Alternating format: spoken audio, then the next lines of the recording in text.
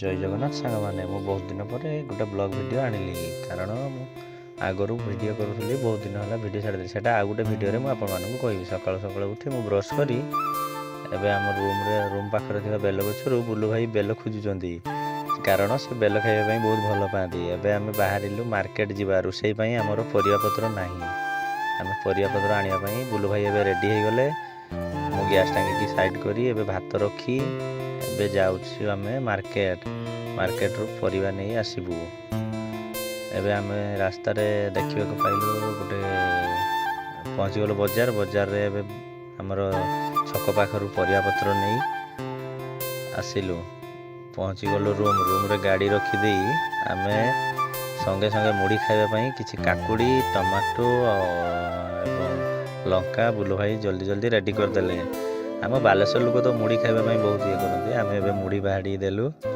ଏବେ ବୁଲୁ ଭାଇ ରେଡ଼ି କରିଦେଇ ସାରିଲେନି ସାଲାଡ଼ ପୁରା। ଆମେ ପୁରା ଖାଇବା ପାଇଁ ରେଡ଼ି। ରହିଲି। ଜୟ ଜଗନ୍ନାଥ।